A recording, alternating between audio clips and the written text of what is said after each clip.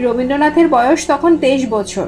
বিলেত ফেরত এই সুপুরুষ কবির জন্য মনের মতো পাত্রী চাই। তাই কলকাতা থেকে রবীন্দ্রনাথের মেজবৌদি জ্ঞানদানন্দিনী দেবী ছদ্মবেশে পাড়ি জমালেন খুলনার দক্ষিণ ডিহি গ্রামে। সেখানে রায়চৌধুরী বাড়ির শান্ত, চঞ্চল ও মায়াবী এক কিশোরীকে দেখেই তার মন জুড়িয়ে গেল।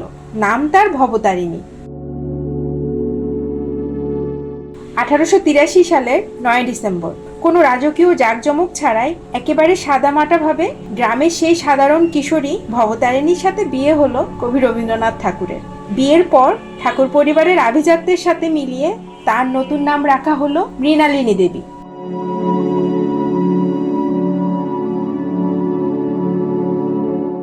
বিশ্বকবির মতো একজন মানুষ এখন ঘরের জামাই। রায়চৌধুরী পরিবার ভাবল জামাইয়ের মান সম্মানের সাথে মিলিয়ে নিজেদের থাকার জায়গাটাও রাজকীয় হওয়া চাই। তাই বিয়ের কয়েক বছর পর 1890 সালের দিকে রবীন্দ্রনাথের শ্যালক পুরনো ঘর ভেঙে তৈরি করলেন চমৎকারী দোতলা ভবনটি, যা আজ ইতিহাসের এক অনন্য সাক্ষী।